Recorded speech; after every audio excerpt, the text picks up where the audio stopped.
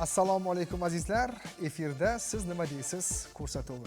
Assalomu alaykum ko'rsatuvimizning sadoqatli muxlislari va bugungi mavzuyimizni e'lon qilamiz. Sog'liqni saqlash sohasidagi islohotlar va 90 kunlik dastur qanday amalga oshiriladi? Demak, boshlaymiz. Marhamat. Assalomu alaykum hurmatli mehmonlarimiz, studiyamizga xush kelibsiz. So'nggi yillarda eng ko'p e'tibor qaratilgan va islohotlar amalga oshirilgan sohalardan biri bu albatta tibbiyotdir. To'g'ri, biroq hali sohada aholi roziligini oshirish, salomatligini asrash borasida hali qilinishi lozim bo'lgan bir qator masalalar yo'q emas. Yaqinda davlatimiz rahbari raisligida o'tkazilgan tibbiyotni yanada isloh qilishga qaratilgan navbatdagi yig'ilishda tibbiyotda 90 kunlik o'zgarishlar dasturi boshlanishi e'lon qilindi. Bugun dasturda nimalar ko'zda tutilgani, har bir viloyat hokimi 10 milliard so'mdan ajratilgan mablag'lar nimalarga sarflanishi haqida bafurja gaplashamiz. Albatta, bu harakat uzoq muddatli tizimli islohotlar o'rnini bosadimi degan savol bilan bugun soha mutaxassislariga biz murojaat qilamiz. 90 kunlik tibbiyotda o'zgarishlar o'zi nimaligini xalqqa tushuntirish kerak deb o'ylayman. Biz 2002-yili Turkiya reformasini boshlagan 7 ta ekspertlarni o'zimizga jalb qilganmiz birgalikda ishlashga. Shular bilan biz noyabr oyidan boshlab butun O'zbekistonda har bitta viloyatiga borib tibbiyotni o'rganib chiqdik. O'rganib chiqqanda reforma qilish uchun nima qilish kerak degan qadamlarimizni yozayotganimizda biz qisqa muddatda bajarilgan ishlarimiz, o'rta muddatda va uzoq muddatda bajarilgan ishlarni belgiladik. Shunda qisqa muddatga 90 kunlik o'zgarishlar kiradi. 90 kunlik o'zgarishlar nima deganda bu birinchi o'chirich xalq sezadigan, xalq rozi bo'ladigan narsalar. Bu oddiy boshlasak, bu nimada svetdan misol oddiy kirganda lampochkalar, osvetительный sistemalar bo'lganda yorug'ligi, misol o'zimiz ayollarimiz olsak, emlashga kelganda, farzandlar bilan kelganda, bolasini qorni ochganda, emizishga xona yo'q bo'lgandan ona va bola xona tashkil etishda bitta punktga kiradi bu. Tushunarli. Rahmat va aytingchi, 90 kunlik dasturi doirasida muhitni yaxshilashga ajratilayotgan mablag'lar real infratuzilmani o'zgartirish uchun yetarlimi yoki bo'lmasam kammi? Hozirgi 90 kunda ichida qilinadigan ishlarimizga bu yetish kerak. Sababi bu oddiy, o'zi Sanpinda bor narsalar, talablar, ularda 50% dan ko'pi. Shu uchun bu narsa itak qilinish kerak edi. Lekin hozir biz unga yana mablag' ajratib, yana ham yaxshiroq qilish uchun, sifatini yaxshiroq qilish uchun talab qo'yapmiz. Bu yetish kerak o'zi. Va dastur doirasida yana nimalar ko'zda tutilgan? Undan tashqari oddiy poliklinikaga kirganda, kiraman deganda anaqa nogiron odamlar, misol kolyaskada kelsa yoki aytgandek farzandi bilan ona kiraman deganda panduslar yo'q joylar bor. Pandus yo'q joyligi sababi уже kira olmaydi. Shu uchun panduslar qilish, shu uchun talablarga to'g'ri keladigan bemorlar, bemor ham nogiron bo'lsa, kolyaskasida o'zi kiradigan sharoitlar yaratish. Tushunarli. Sayyor opa, sizni fikrlaringizni eshitamiz. Aynan mavzuga doir. Marhamat. Assalomu alaykum. Demak, bu 90 kunlik o'zgarish davrida bizni sohamiz Salomatlik va strategik rivojlanish instituti tomonidan belgilangan vazifalar shundan iboratki, ayniqsa kasalliklar profilaktikasida sog'lom turmush tarzini shakllantirish bo'yicha ko'rgazmali materiallar ishlab chiqib, uni ko'riladigan joyda poliklinikalarda qo'yish va aholiga tarqatish. Chunki poliklinikalarga birlamchi tizimga murojaat qilayotgan aholiga stolda yoyib qo'yib, chunki aholiga rangli, sodda, tushunarli tilda yetkazish juda muhim hisoblanadi. Endi qarangki, bu hujjatlar haqida gapiradigan bo'lsak, mana may oyini o'zida 2025-yil 19-mayda ikkita hujjat bu bo'yicha aytib o'tmoqchiman. Prezident farmoni 88 va prezident qarori 185. Bu hujjatlarda aniq belgilangan vazifalar bor. Bular albatta mablag' talab etiladigan va mablag' talab etilmaydigan o'zgarishlar. Maqsad shuki, tibbiy xizmatni aholiga yanada yaqinlashtirish, tibbiy muassasalarda qulay va yaxshi sharoitlar yaratish. Mana hozir poliklinika xodimi aytdiki, mana to'siqsiz bemalol murojaat qilishi. Ana shunday paytda salomatlik burchaklarini biz tomonidan tashkil etilishi va monitorlarda bizni roliklarimizni qo'yib berilishi. Chunki navbat kutib o'tirgan paytda mana ro'yxatxonada o'rindiqlar ham bo'ladi bundan buyog'iga. O'rindiqlarda o'tiradigan aholi albatta shu vaqt mobaynida monitorda ketayotgan roliklarni tomosha qiladi. Sog'lom turmush tarzi yo'nalishi bo'yicha. Va stolda albatta bu bo'yicha tarqatma materiallar bo'ladi. Undan tashqari yana shuni aytib o'tmoqchi edimki, bu 90 kunlik o'zgarish davri mobaynida tanlab olingan tumanlar bor. Respublika bo'yicha 15 ta tuman. Va 2026-yildan buyon boshlab Samarqand viloyatida bu tajriba sinov amalga oshiriladi. Shuning uchun mana yuqorida aytilgandek, bu qisqa davrdagi va o'rta muddatda va uzoq muddatda bajariladigan ishlar. Va biz ham Salomatlik va strategik rivojlanish instituti baholi qudrat o'zimizga choralarni belgilab olganmiz. Yaqinda mana Samarqand viloyatida aynan 3 ta tuman belgilangan. Boshqa viloyatlarda bittadan bo'lsa, Samarqandda 3 ta viloyat belgilangan va u tuman belgilangan. Bu 3 ta tumanda biz bo'lib, o'zimizning yo'nalishimiz bo'yicha ishlarni amalga oshirdik. Tushunarli, rahmat ma'lumotlar uchun. Tibbiyot sohasida juda katta islohotlar amalga oshirilyapti bugungi kunda, lekin shunga qaramasdan nima uchun o'sha hududlardagi, chekka hududlardagi aholi Toshkentga aynan o'sha davolanish uchun kelishadi. Bemorlar ko'proq o'sha shifokorlarga ko'rinish uchun shaharga kelishadi. Nima uchun? Sababi nimada degan savol tug'iladi. Yoki o'sha mutaxassislarning yetishmasligimi yoki shart-sharoitlar yo'qligimi? Nima deb o'ylaysiz? Viloyatlardan shaharga bemorlarning intilishi ko'proq shart-sharoitlarga bog'liq bo'ladi. O'sha viloyatlardagi joylashgan tibbiyot muassasalaridan farqli o'laroq shahar muassasalarida sharoitlarning yaxshiligi.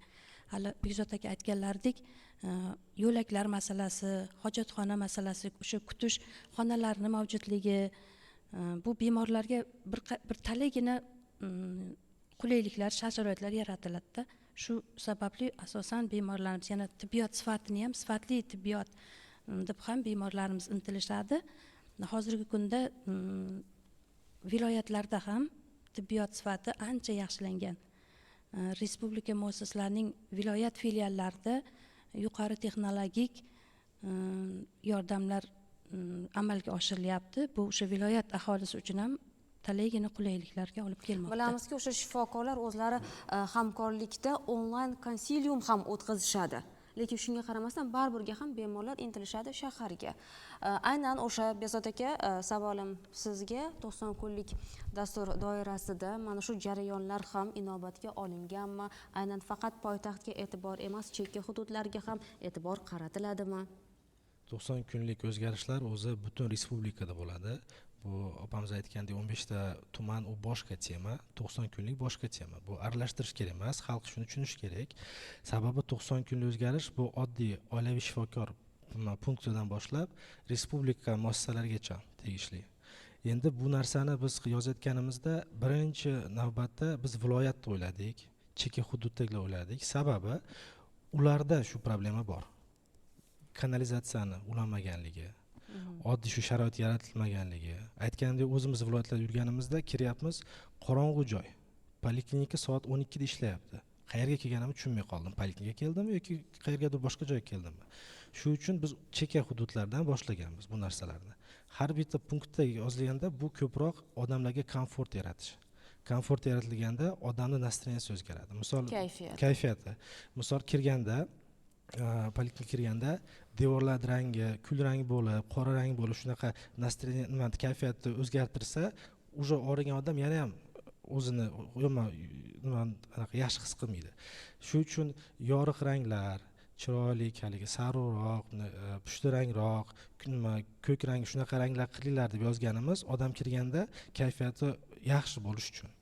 Shu uchun bu hamma o'zgarishlar birinchi bo'lib bu ichki poliklinikani ichki sharoitlarini chiroyli qilish. Odamlar sezish kerak shu narsani. O'zingiz tasavvur qiling, bir oy 90 kun oldin kirgan poliklinikaga eslab qolasiz, biz hozir platforma yaratganmiz. Shu yerda biz hammasini haligi ishini ko'rish uchun har bitta muassasa 2000 dan oshiq muassasani biz hammasini ko'ramiz ishini. oldingi holati va hozirgi holati. Misol oddiy biz nima kitob chiqarganimizda ikkita kitobimiz bor. Bitta kitobimizda bu yerda aniq ko'rsatilgan nimalar bor. Primerlar bor. Bu yerda biz ko'rsatgan joyimizda misol Samarqandda poliklinikasi bor. Oldin qanaqa sharoit edi, hozir qanaqa sharoit. O'zi dastlab birinchi qaysi tumanda boshlangan mana shu ish? Bu hozir hamma yerda birinchi Bir vaqtni o'zida boshlanganmi? Birinchi iyundan hamma viloyatlarda, hamma tumanlarda boshlandi. Umuman mana shu 90 kunlik dasturni qandaydir analoglari bormi boshqa davlatlarda? Albatta, 90 kunlik dastur Turkiyadan bo'lgan birinchi. Ularda birinchi bo'lib, ularnikidan o'rganib chiqdik-da qanaqa ishlashganini. 90 kunlikda ular birinchi bemorda qarindoshlari kelganda bemor to'g'risida ma'lumot berishni o'rgatishgan. Sababi ularda qanaqa muammo bo'lgan? Keladi bemor gospitalizatsiya bo'ladi, больницада yotib, qarindoshlari kelsa ma'lumot ola olmagan, tushuntirilmagan. Bizda bu etika deb ketyapti 19-punktda. Bemor kelganda oddiy axranadan boshlab, kutib olish ro'yxatxonadan boshlab, shifokorgacha bemor bilan gaplashishda muomalasini o'rgatish bo'yicha, etikasini o'rgatish bo'yicha. Oddiy assalomu alaykum, yaxshimisiz, men bemor edim, qanaqa qilib men uziga boraman desa, oddiy sanitarka ham chiroyli muomala bilan siz uziga kirish uchun mana bu yoqqa borishingiz kerak, bundan keyin bu yoqqa borishga tushuntiradigandaqa biz tarbiyalab deb bilma, lekin shunaqa tushuntirishlarda olib boramiz. Mana hozir 90 kunlik o'zgarish bo'yicha gapirdilar. Mana shu 90 kunlik o'zgartirish dasturida juda o'zimni va aholini qiynaydigan savol, bizni poliklinikamizda analiz topshirishga borganimizda ikkinchi etajga chiqasiz, qon topshirganingiz yoki boshqa analizlarni, keyin uchinchisiga chiqasiz, yana pastga tushasiz. Mana shu chiqib tushish jarayoni o'zida sizni harakatingizda analizingizda javob o'zgarib qoladi va bu noto'g'ri tashxis qo'yilishiga olib keladi. Ba'zi bir holatlar bo'ladi, yoshi katta qariyalar bo'ladi yoki nogironlar bo'ladi yoki kichkina bolasi bor ayollar bo'ladi. Bu juda ham yomon ko'ngilsizliklarni chiqarib kelishga sabab bo'ladi. Mana shu narsani ham kiritgan, masalan, birinchi qavatda shu analiz topshiradigan yoki UZI tekshiruvi o'tkazilishi bo'yicha xalqimiz mana shu insonlar qiynalmasligi uchun haqiqatda masalan xususiy klinikalarga borsangiz birinchi qavatda mana shunaqa analiz topshiradigan UZI joylari, keyin esa mutaxassislarga uchrashish bo'ladi. Marhamat Bezod aka. Savolingiz juda to'g'ri. Bu narsani biz ham ko'rdik. Birorga poliklinikaga kirsak, analiz topshirgani siz aytgandek 2-3 qavatda. Shu uchun bizda bunaqa muammo bo'lmasligi uchun biz hammaga yagona tartib qilyapmiz. Birinchi qavatda nima bo'lish kerak, ikkinchi qavatda nima bo'lish kerak, uchinchi qavat bo'lsa uchinchi qavatda nima bo'lish kerak. Shu uchun biz bu savolingizga o'zi javob topib, chizib, hammasini o'zi tarqatdik. Rahmat Bekzod aka. Demak, bizning yana ekspertlarimiz bor. Abdurashid akaga so'z navbatini beramiz. Akademiyasidan kelgan ilmiy xodim. Marhamat Abdurashid aka, sizni eshitamiz. Assalomu alaykum. Men shu islohotlarni o'rganib chiqib, universitetda dars beraman, o'sha bo'yicha ham qilyapmiz, lekin yana bir narsaga urg'u berishni xohlayman. Profilaktik meditsinaga ko'proq e'tibor berish kerak. Mana odamlar orasida hozir kasallik 3 ta sabab bo'ladi. Birinchi noto'g'ri ovqatlanish. Ovqatlarimiz ko'proq sintetik bo'lib ketdi, keyin pestitsidlar bo'lib ketdi. Genetik modifikatsiya o'zgarib ketgan ovqatlar ko'p kasallik olib kelyapti. O'shanga juda qattiq e'tibor berib, hozir keyingi dasturlarga kiritish, masalan, laboratoriya qilish kerak. Pestitsidlar aniqlaydigan, nitratlar aniqlaydigan davlat bo'lmasa xususiylarga qanaqadir imkon berib aniqlash kerak. Odamlar o'zi ham shunga qarshi ish olib borish kerak profilaktika nosida. Ikkinchisi kam harakatlik.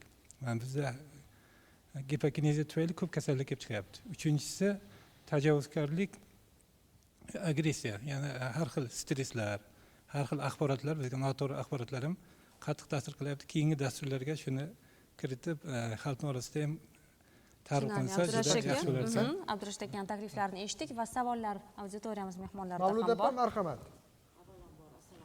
Hammaga mani savolim bor edi. Mana shu 90 kunlik dastur loyihasi aytarlik, Toshkent shahrida ham juda ham ko'p oilaviy poliklinikalar bor, viloyatlarda. Shu 90 kun yetarlimi? Shuni ichida shu narsani loyihani amalga oshirish shartmi? Chala-chulpa bo'lsa ham yoki bo'lmasam u yana davom etadimi? Bu birinchi savolim. Keyin ikkinchi savolim o'ta jiddiy. Mana hozir bunga mablag'i rayon hokimlari ajratdi o'zi. Faqat rostini gapiring, xo'p, rayon hokimlari hokimiyatdan 10 milliard so'm pul ajratildi. Shu narsalar xalq uchun, oddiy insonlar uchun bu juda ham yaxshi, xursandman.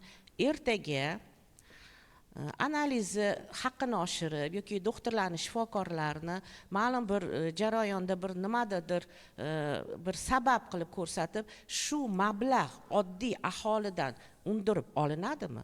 Bu narsa oddiy xalq uchun.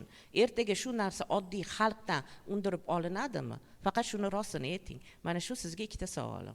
Tushunarli. Tuman Demak, kesimida emas, viloyat kesimida 10 milliard so'm ajratiladi adashmasam. Marhamat Bekzod, mana shu savolga javob bo'lsa ya'ni kim eshitamiz. aytmoqchilarki, o'sha dastur doirasida ko'zda tutilgan ishlarning barchasi 90 kun ichida bartaraf etishga vaqt yetadimi yoki yo'qmi? Birinchi savolingizga ha, vaqt yetadi. Sifatini chala qilmaslik uchun aytgandek bizda platforma bor. U yerga oldingi holat va hozirgi holat rasmlarni yuklaydi, qilgani, bajarganda. Undan tashqari vazirlikning xodimlari, endi bu yerda vazirlik xodimlari kelmayapti, ularga savol, bu menga emas, biz bu narsani yozganmiz, bu narsani tushuntirganmiz. Ular исполнитель, ular bajaruvchi. Ular hozir tasdiqlab hokimlardan, o'sha deputatlardan hammasidan olyapti. Ma'lumotni olib, ular tasdiqlagan bo'yicha hujjat bilan ishlashyapti, chora-tadbirlar. Ular mana biz kafolat beramiz degan hojat nimalarni, pechatlarni olib ishiga, bajarishiga kafolat olyapti. Bu birinchisi. Ikkinchisi, bu pullar qanaqa qilib chiqariladi desangiz, to'g'risini javob bering deyapsiz. Sen aytgandek, men bu narsaga aralashmayman pul tomoniga. Lekin vazirlikda hozir bu ishni bajarish uchun hokimiyat ajratgandan keyin hokimiyatni o'zini resurslaridan beryapti. Bu poliklinikalarda yoki boshqalarda pulni olmayapti. Shuning uchun bu xalqqa qilinadigan narsa. Bu analizlar boshqa narsalarga aloqasi yo'q. U aholiga zarar tegadigan narsa yo'q, faqat foydasi. Aholining pulini tegmaydi bu narsa. Rahmat sizga fikrlaringiz uchun. Axborot texnologiyalarini joriy etish chekka hududlarda qanday amalga oshirilyapti? Va u yerlarda internet muammosi ham hal etiladimi? Dastur doirasida mana shu masalalar ham ko'rilganmi degan savol turibdi. Marhamat. Bekzod, yana o'zingiz javob berasiz. Birinchisi, biz kitobda yozganda ham urg'u berib ketdik. Har bitta ro'yxatxonada statsionar telefon bo'lsin. Nimaga? O'zimda shu muammo bo'ldi. Viloyatga bordim, Andijon viloyatiga bordim. Bitta tumaniga borsam, sizlarga bemorlar, yosh katta, masalan 80 kirgan, 70 ga kirgan bemor kelib, shu shifokor bugun ishlaydimi deb savol berish uchun o'zi kelish kerakmi? Sizlarda telefon yo'qmi desam, telefon yo'q dedi. Bu bo'lish kerak emas bunaqa. Yosh katta odammi, yoshmi farqi yo'q. Uydan o'tirib telefon qilib, ish vaqtidami, ro'yxatxona ishlayaptimi, telefon qilib savolga javob olish kerak. U birinchisi. Bu minimal talab. Ikkinchisi, hozir bizda Dimet sistemasi ishlashni boshladi. Bu butun O'zbekiston bo'yicha ishlashni boshlayapti. Bu qanaqa sistema? Bu bizda yagona Uzinfocomda yagona integrator Dimet sistemasida hamma shifokorlar o'tiradi, hamma bemorlar davlat korxonalarida, tibbiyot muassasalarida. U degani mana o'zim telefonimda ham bu ilova bor. Bemalol bu ilovaga kirib, shifokorga yozilsam bo'ladi. Xuddi shunday qilib viloyatlarda telefon internet bo'lsa, shu ilovani ko'chirib bemalol yozilsa bo'ladi. Bizda katta muammo, ko'p bemorlar bu ishlatishni bilmaydi, sabab ularga tushuntirilmagan. Shuning uchun bizda 90 kunlik ichida yana bitta vazifa berganmiz. Har bitta bemorga shifokorlar tushuntirish kerak. Shu ilova orqali yozilsangiz bo'ladi, shu ilova orqali yozilib kelsangiz bo'ladi va analizlarni olsangiz bo'ladi. O'zimdan Toshkentda keldim poliklinikaga, men ham xuddi hammaga o'xshab poliklinikaga boraman, oddiy fuqarodaqa. Kirganimdan keyin analiz topshirdim. Topshirgandan keyin ilgari qanaqa edi? Anaqa amaliyotchi hamshira qog'ozcha berardi, borasiz, berasiz, qachon javob olasiz, qayerdan olasiz, bilmaysiz ketasiz. Hozir ilovani ko'chirganimga, qog'ozni bergandan keyin ketdim, 2 soatdan keyin javobi menga telefonga keldi. Xuddi shu narsalar bor O'zbekistonda o'sha ishlayapti. Endi sekin-sekin rivojlanyapti. Ana shu ilovalarni ham ochib, undan foydalanish uchun istaymizmi, yo'qmi, internet yaxshi ishlashi kerak-da. Viloyatlarda ayrim joylarda internet u yoqda tursin, aloqaga chiqish qiyin bo'lib qoladigan holatlar bo'lishi mumkin. Mana shu masala ham ko'rilganmi, yo'qmi dastur doirasida? Endi birinchi bo'lib ko'p joyda hozir patronaj hamshirasi bor, oila hamshirasi. Shu oila hamshiralarda o'zlari Telegram gruppalar ochgan va har bitta o'zini bemorini biladi, kim qayerda yashashini. Ularda telefonda interneti bor. Ular bemalol o'zini bemoriga borsa, ularda qanaqadir savol bo'lsa, savolni ular orqali javob olsa bo'ladi. Rahmat. Abdurashak, sizga ham savolimiz bor. Siz tibbiyot akademiyasida ishlaysiz, talabalarga dars berasiz. Ta'lim kvotalarining keskin oshib borilishi bu kadrlar sifatini tushib ketishiga sabab bo'lmaydimi, mabodo? qancha kadrlar ko'paysa raqobat ham ko'payadi. Masalan 100 ta talaba bo'lsamiz 100 ta vrach ishlamasligi mumkin. Keyin ikkinchi meditsina turizm bo'lyapti. Bizda qancha meditsina kuchaysa, boshqa chet ellarda, boshqa qo'shni respublikalardan bizga murojaat keladi. Hozir ham kelyapti, ko'proq bo'ladi. Albatta studentlarimiz hozir o'qishlari yaxshi, malakalarini oshirib kelyapti. Bu to'g'risida ancha yaxshi ishlar ketyapti. Rahmat fikrlar uchun. Aholi o'zi yashash hududidagi shifoxona to'g'risidagi fikrlarini, to'g'ridan to'g'ri munosabatini aytsa, mana shu fikrlar inobatga olinadimi? Marhamat, Bekzod Yana aka. Bekzod, marhamat. 90 kunlikda dasturimizni ichida bitta moddasi bor. Bu albatta qilinadigan narsa. Bizni rahbarlarimiz, tibbiyot muassasalari rahbarlari 90 kunning ichida kamida 90 ta bemorni uyiga borib, hol ahvolini so'rash. U qanaqa bemorlar desa, misol bugun operatsiya bo'ldi, bir hafta yotdi, bir haftadan keyin chiqqandan keyin u bemorni chiqish epikligini olib, u bemorning uyiga boradi. Gaplashadi. Biz savollar yozganmiz. Nima savollar berish? Birinchi bo'lib, yaxshi rahbar o'zini aholisini bilish kerak. Qanaqa davolanyapti? Misol operatsiya bo'lgandan keyin sizga qanaqa muomala qildi shifokor? Pul talab qildimi, qilmadimi? Sizga bizda yegan ovqat yoqdimi, yoqmadimi? Nima kamchiligi bor? Shu muammoni bilish uchun, to'plash uchun. Undan tashqari biz shifokorlarda ham o'zida ishlayotganda nima qiyinchilik yaratyapti? Shu qiyinchiliklarni ham biz ro'yxatni qilamiz. Platformaga yozadi. Manaqa misol buyruqlar bor. Shu buyruqlar bizda ishlamayapti, qiynalyapmiz. Tepada o'tirib yosh oson, lekin pastda ijro qilish qiyin deyapsiz. Shu narsa biz to'playmiz. Biz ochiqmiz bu narsaga. Shu to'plab biz xalq uchun, biz xalq deganda faqat bemorlarda emas, xalq deganda shifokorlardan o'ylashimiz kerak, hamshiralardan o'ylashimiz kerak. Ularga hayotda yaxshi qilishimiz kerak-da. Shifokor bo'lgandan afsuslanish kerak emas. Shu uchun biz ularda ham eshitish maksimal harakat qilyapmiz to'plashga. Bekzod, rahmat sizga. Umidvormizki, siz aytgan 90 kunlik dastur bevosita o'zini oqlaydi va albatta aholiga samarali xizmat ko'rsatishni boshlaydi. Xulosa qilib aytganda, 90 kunlik dastur O'zbekiston sog'liqni saqlash tizimidagi islohotlarning muhim bosqichidir.